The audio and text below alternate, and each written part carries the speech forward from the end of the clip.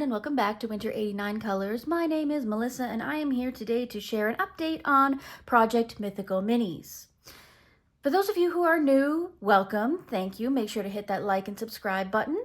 But just to catch you up on what we've been up to, we have been trying to finish this entire book by Camellia Angel Kova, 50 Mythical Miniatures, by 2026. So we did start a couple of months ago, so we do have some pages finished, but of course it's never too late to join. Feel free to jump in at any point. And at the second half of this video, I will be going through everything that we've already done in detail so that you can see, but the first half will be more informative about what's going to be coming up in the new year. So, we're doing pretty well in Project Mythical Minis. We've got many done. We're moving at the pace of approximately 4 pages per month, as I had hoped for.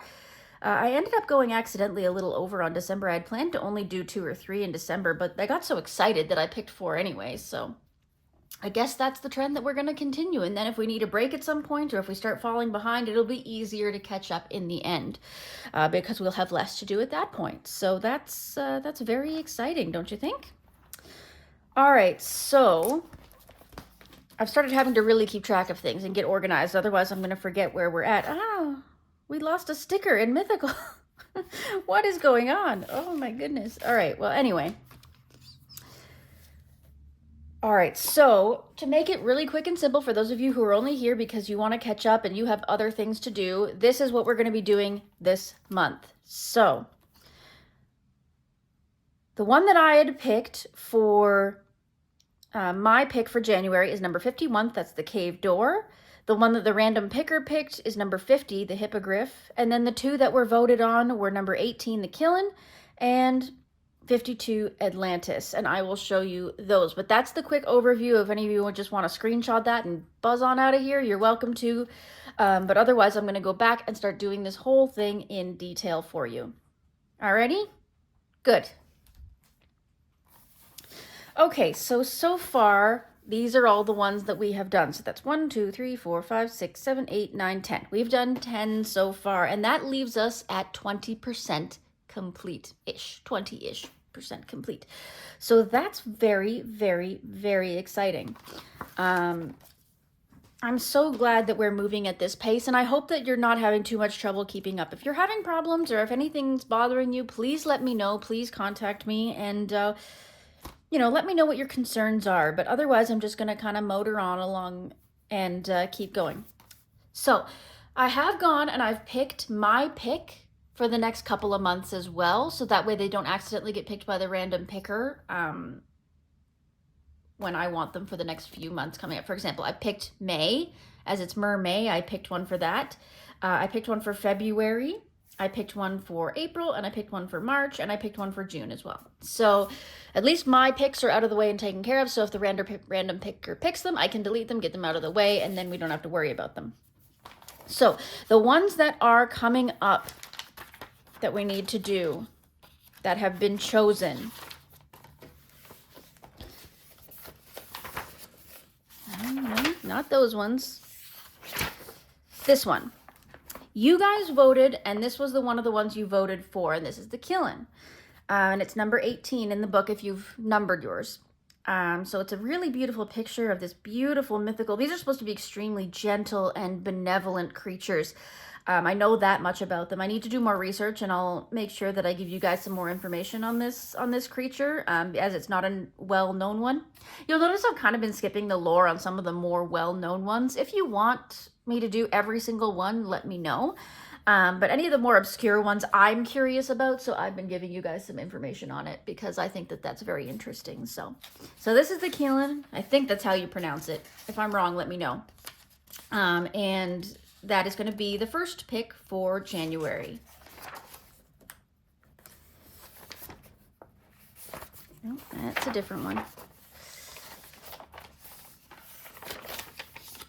Nope, need to take that one out. That one's obviously done. Nope, that one's done. Nope, not that one. I'm so organized, guys. Okay, so here is the next one for January, the Hippogriff, number 50. For some reason, we're doing all of the last 3 in the book this month. So that just kind of worked out that way. Don't ask me why. This one was randomly generated. I just hit the random button and this is the one that popped up. So this is the one that we're doing. So this is the Hippogriff. Many of you know this from Harry Potter. Buckbeak was a Hippogriff. He looks significantly different than this little guy, but should be fun nonetheless. It's got some scenery and a rock and a little door here. So, oh, and a little caterpillar. How cute. Yeah, so this should be, oh, Snaily Whaley. I almost missed the Snaily Whaley. Oh, he's sleeping. That is the cutest little Snaily Whaley ever. Anyway. Sorry, off track. But yeah, this one should be really fun. I think it'll be a really good one for January because I don't feel like January has a theme other than cold. So I don't feel like I have to color winter in January, especially since all you people in the Southern Hemisphere, it's probably very hot in January. So, you know, for me, I don't feel that compulsion to be wintry in January. I like to try and warm things up, so this could be fun. The next one, this is the one that I chose, and I originally chose it because when I flipped through and saw it, I thought that these were icicles, so I was thinking winter. But it looks to me like they're more like stalagmites and stalactites, which you would find in a cave, which are made of rock. But honestly, either way, I think you could do either one. If you wanted to make them icicles and spears of ice, you absolutely could do that and make these ice crystals as well. Or if you just want to make them regular rock formations, and you know, quartz crystals, that is totally fine too. It doesn't really matter, whichever floats your boat for the season. But I think it's a really good, easy, laid back one for January, again, when we don't really have anything specific going on other than maybe the Chinese New Year in the end of the month, which, by the way, we're going into the year of the snake, which is my year. I'm a snake. Yes. Anyway, the coffee's finally kicking in. All right, so that was the third pick. So the fourth pick you guys voted on, and this is what I was calling Atlantis, and it's a nice little island of bubbles with a little castle on it. We've got some hippocampus here, which is half horse, half fish. So I think that that's, again, a nice little nondescript. You can make it either wintry or summery or tropical or whatever you want to do with it. So that's a nice, easygoing, laid back one. We don't really have anything specific to go with it, and that will be a nice option for January. So those are the 4 that we have chosen for January. Once again, that's the list if you want to see it again. Sorry about the glare. All of the protective sheets that I've ordered recently have been non-glare, so hopefully that'll be less of a problem going forward, but there we are. Okay, so now that that's over, for those of you who are clicking out, that's wonderful. Thank you for joining me. It's been great. But I'm going to go through every single picture in detail that we've done in this in this book so far, for those of you who are catching up, or for those of you who are just curious, or just like listening to the sound of my voice. All right, so we did this one in October. And for those of you who know, you know that I hate this page. It's the only page in the book that I'm truly unsatisfied with, and I feel like I really messed up. But if I really want to, I can go back and I can fix it. And I will do that. Maybe. So I like the way that the door and the plants turned out. We've got the olives here, and we got the little flowers, the door. I based everything in Crayola Super Tips. And then I used colored pencils to make all my shading and everything like that. I've got some gold pen here of some kind. I didn't write it down. I didn't write it down when I did it, but that's one of my New Year's resolutions, is to make sure I'm writing down the materials that I'm using on various pages. But yeah, so I've got some glitter pen here for the centers of the flowers, and then a gold pen of some kind for the metal on the door, and then some Jelly Roll glaze for the little nuts or bolts there. The outside, the pink and the brown, I used tempera paint sticks, but I wasn't familiar with these particular ones as much as I am with other ones. They're metallic. Well, this one's metallic, and it behaved quite differently than I expected it to, so I was thrown off. I should go back and try to fix it, though, because I'm sure it's salvageable, but we'll see. Maybe I will, maybe I won't. We've got lots more to do in this book, so as Candace from Happy Catastrophe would say, let's flip the page. So the next one that we did was in November, and this was the nameplate page. And this one was done entirely in Crayola Super Tips, shading and all, aside from the center, obviously. I put Jelly Roll Glaze on the center of the flowers here just to give them a little zhuzh. And then I used soft pastel around the wording, and I used my signature homemade glitter glue for the lettering and a metallic pen of some kind for my name. So that's a really fun little page.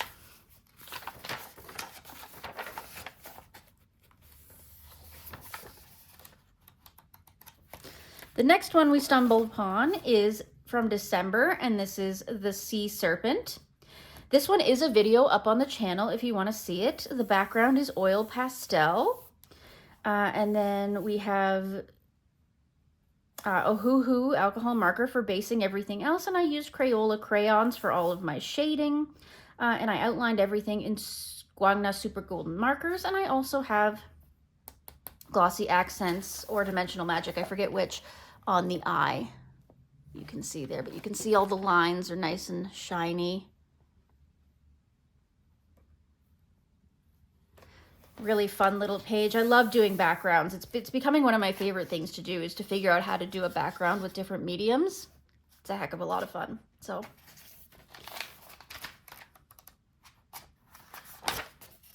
looks like a little bit went through there, but that's okay. We can fix that.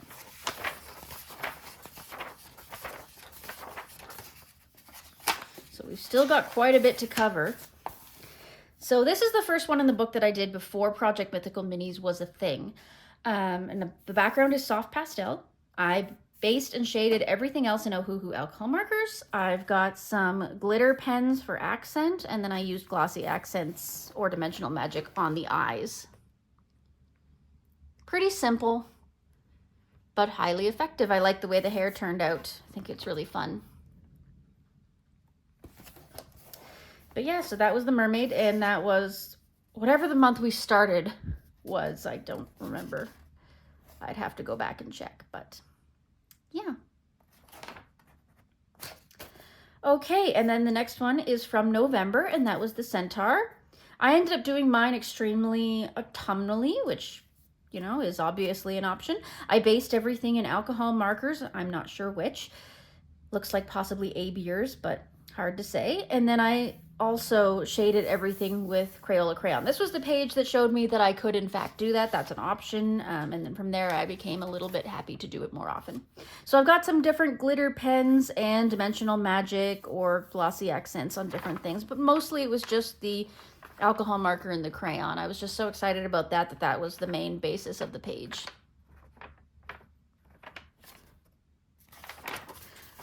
Okay, and then next, this one is from November, and this is the Yeti. I really enjoyed the process of doing this one. This one was really fun. I can't remember if this one's a video up on the channel or not.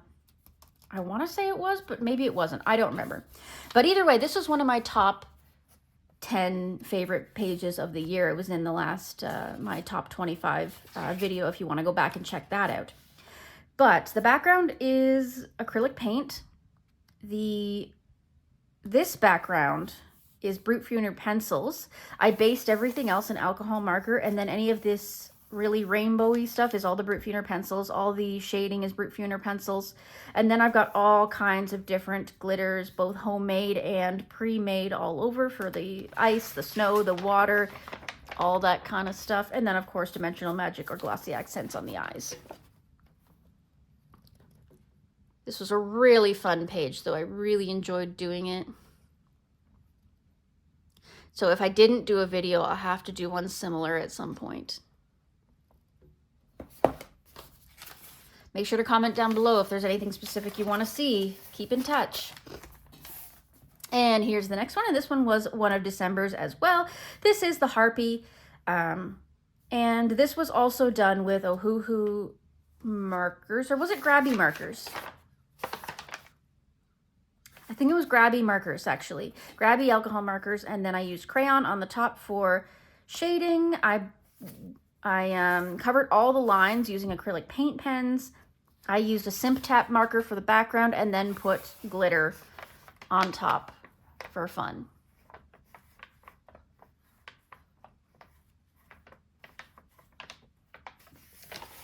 All right, and then the next one, we have the Sea Goat Capricorn. I, of course, am a Capricorn, having been born at the end of December. My birthday was just a couple of days ago, so that was very exciting. But this one, the background is Simp Tap marker, once again, that black. And I also used a random palette challenge. I picked out a random color palette and used it on this for all the basing, so that's very exciting. I'll put the palette up here for you to see. It wasn't exact. I accidentally made the orange far too orange. It was supposed to be much more salmon-y. But it's okay. It turned out all right. All of the lines were done with super golden markers or possibly some X-Pow-Fei acrylic markers to get rid of all the lines. And then I used MAB watercolor glitter paints on Etsy for all of that shine. Absolutely stunning. It turned out so beautifully with all that glitter. Any doubts I had about this page were instantly erased with glitter. As Amy Ward says, when in doubt, glitter it out. And I know you can't see it on camera, but if you look in real life, you can see all the differences in the different types of glitter I used. Like here's a nice gold fleck one that's got uneven pieces. It looks very, very organic. And then we've got this blue kind of seafoam color on the hooves. We've got this darker blue in the eyes. Oh, it looks so good. Yeah, that was a really fun page, and I'm glad it turned out. And then the next one, I squeezed this one in yesterday, and it turned out quite differently than I envisioned it. I based everything in alcohol marker, Ohuhu alcohol marker, and then I used my X-Pow-Fei acrylic paint pens to white out all the lines, and I used a no-name watercolor metallic, like a metallic watercolor for the background and all the shading. I had not intended it to go that way. I had intended to just do the background with it, but then I was just sitting there on a stream chilling out and I was like, and I just started putting watercolor everywhere, and now it's just everything about it is shiny. And sometimes you just got to go with the flow and allow yourself to just use way too much shine. Turned out pretty good, I think. Really cute. Again, not the most skillfully masterful piece I've ever done, but it turned out very cute and very, very lovely, and I'm happy with it. Yeah. Turned out not bad at all. The only thing I might change is I would do a nicer, like a brighter gold for that bell, but meh, it's okay. It's fine. Yep, still a lot to do in here, my goodness. This one was from November, and this is the Quetzalcoatl, and I did a video of this one definitely on the channel. The background is oil pastel broken down with mineral spirits, and then I did alcohol marker for all of the basing on the serpent and the plants. Then I used various acrylic markers, including super golden markers, to get rid of all the lines, and I think I used pencil, probably Prismacolor, to do all the shading. So all my usual suspects on this page. Nothing super, super fancy, but turned out really good. I like the color palette. I thought that I needed a pop of color, so I put purple and pink for the flowers. I probably should have just done them oranges and yellows, but oh well. We live, we learn. Is there anything else? Or is that it? Nope, that's it. That's everything. That's all we have done in 50 mythical miniatures. So it's both a lot and not a lot at the same time. I think it's totally doable if you want to catch up, but of course there's no pressure to keep up with my pace. If you want to just do 1 a month or 2 a month, just to try and keep yourself on track, there's nothing wrong with that. Nobody says that you have to finish this book in a year like I'm trying to do. That's That's not the idea here. The idea is to just give you something to work towards. If you want to make your own timeline, by all means, I'll just be here working away at my pace. You do yours. Thank you to everybody who has participated so far in 50 Mythical Miniatures and Project Mythical Minis. I really appreciate it. I've seen all your pages going up. I've been trying to repost them as much as I can.